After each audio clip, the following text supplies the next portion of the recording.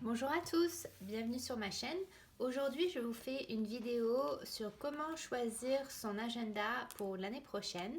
Alors, c'est peut-être une vidéo qui s'adresse aux personnes débutantes dans le monde des agendas, mais peut-être que même si vous êtes un connaisseur, vous y trouverez des conseils pour vous aussi.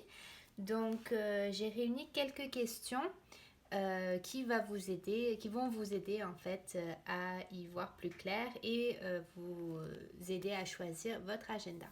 Donc la première question qu'il faudrait se poser, c'est quel est le but de votre agenda en fait?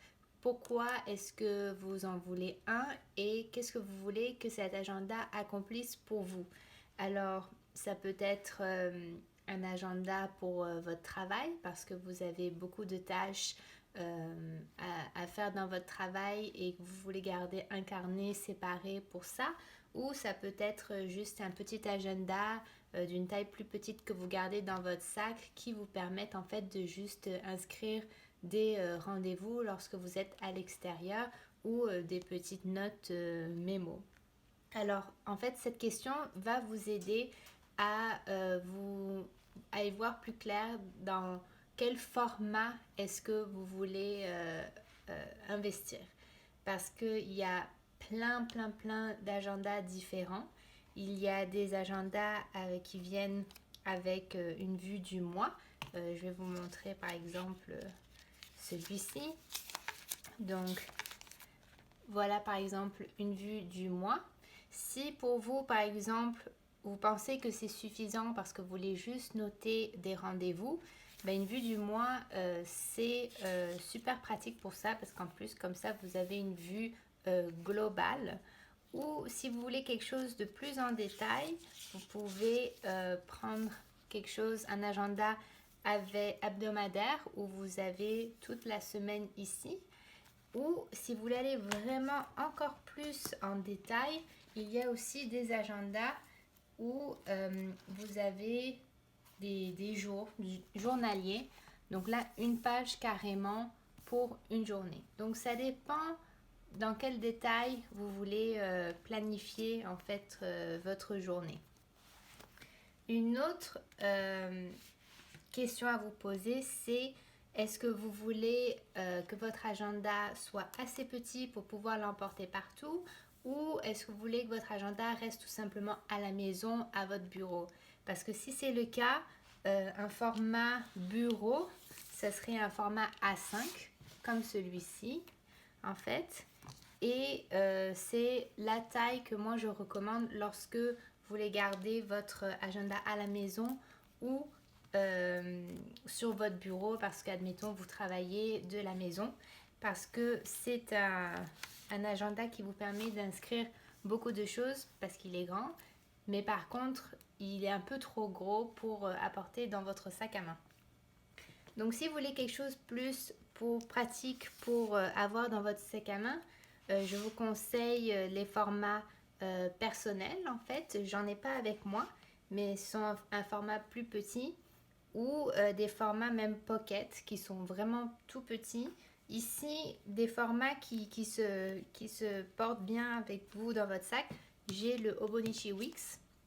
Il est vraiment petit et super fin, super pratique. Vous pouvez le mettre dans quasiment n'importe quel sac à main. Moi, je l'ai ici avec une couverture, c'est le Giglio, mais je veux dire, ça reste quand même super pratique. Une autre taille, ce serait une taille B6 qui est quand même assez grande, mais qui vous permet de l'avoir aussi dans votre sac à main. Donc celui-ci aussi, il est portable.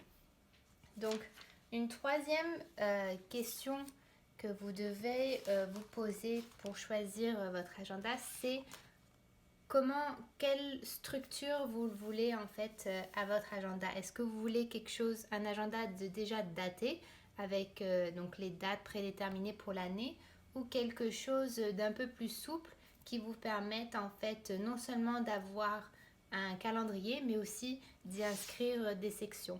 Donc, je m'explique, il y a des calendriers qui vont venir déjà prédatés comme celui-ci jusqu'à la fin de l'année. Ça, c'est très pratique si vous n'avez pas beaucoup de temps à y consacrer parce que tout est inscrit déjà pour vous, ou des formats un peu plus comme un bullet journal où vous alliez inscrire les jours et vous aurez des pages blanches. Admettons, si vous, au-delà d'un calendrier, vous voudrez inscrire des listes d'épicerie ou n'importe quelle liste ou ce dont vous voulez pour l'organisation, je sais pas, de votre maison ou de votre travail. Donc ça, c'est un format qui est plus flexible, mais sachez qu'en fait, il vous demandera plus de temps parce que vous devrez vous-même inscrire les dates. Moi, j'aime ce format-là pour la simple bonne raison, c'est que dépendamment des jours, lorsque vous avez besoin de plus de pages, ben, vous pouvez faire à souhait. Mais j'aime aussi la structure d'avoir des dates prédéfinies. Donc ce que je fais généralement, c'est que je vais coller un calendrier daté. Comme ça, quand j'ai besoin d'une vue du mois, et ça je l'ai jusqu'à la fin de l'année, c'est plus facile. Et puis après, quand il s'agit de détailler les journées, je vais faire ça plus au fur et à mesure. L'autre question que vous pouvez vous poser, c'est est-ce que vous aimez un agenda qui est déjà décoré ou quelque chose d'assez neutre? Moi, je suis plutôt minimaliste dans ma fonction de décorer mes planeurs. Donc, j'aime des fois un peu de washi, un peu d'autocollant, mais c'est tout. Mais si vous êtes quelqu'un qui aimait beaucoup les couleurs différentes, il y a des agendas comme les Happy Planner ou les Erin Condren qui sont décorés. Et même le Erin Condren propose une version décorée et une version neutre en noir et blanc. Donc il y en a vraiment pour tous les goûts.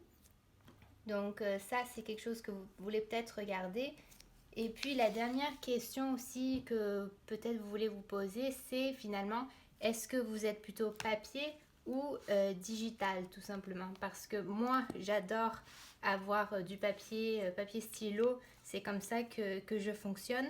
Mais il y a des personnes qui peuvent très bien juste avoir leur téléphone et puis s'en servir comme agenda.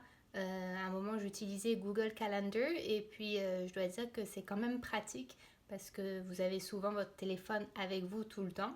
Donc, pourquoi pas, il y a des personnes qui préfèrent avoir un agenda digital et il y en a plusieurs. Donc, regardez si cela fait plus votre affaire. Et puis, quelques conseils, derniers conseils, je vous dirais de commencer avec un seul planeur, juste pour voir comment ça fonctionne, à moins que vous deviez avoir un agenda séparé pour votre travail parce qu'admettons vous avez des informations confidentielles dedans et que vous ne voulez pas que cela se mélange à votre agenda personnel. Mais sinon, si ce n'est pas le cas, commencez avec un. Voyez le format de un planeur, comment ça marche pour vous. Et puis souvent peut-être que le premier planeur ce ne sera pas le bon parce que vous verrez des choses qui vous plaisent et d'autres qui ne vous plaisent pas. Donc je vous dirais aussi de commencer avec un agenda peu cher parce que le monde des agendas, des planeurs est vaste et il y en a pour tous les goûts, pour tous les prix. Mais si vous commencez et que vous ne savez pas trop ce qui marche pour vous, achetez quelque chose de ne pas cher, de pas trop cher. Comme ça, si ça ne marche pas, bon, vous n'aurez pas trop de regrets. Et puis mon dernier conseil, c'est vraiment un agenda, c'est tout simplement un outil, ça ne fera pas des miracles si vous ne l'utilisez pas comme correctement ou comme il vous va. Donc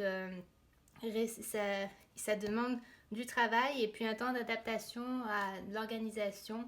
Donc gardez en tête que c'est juste un outil et aussi ne pas avoir, surtout si vous débutez dans le monde des planeurs, vous verrez qu'il y en a vraiment beaucoup et de ne pas avoir l'impression de toujours manquer un agenda ou de tous les essayer en même temps. Vraiment focuser sur un planeur et puis voyez ce qui marche pour vous. Donc si vous avez d'autres questions, n'hésitez pas à les laisser dans les commentaires et je serai ravie de pouvoir y répondre.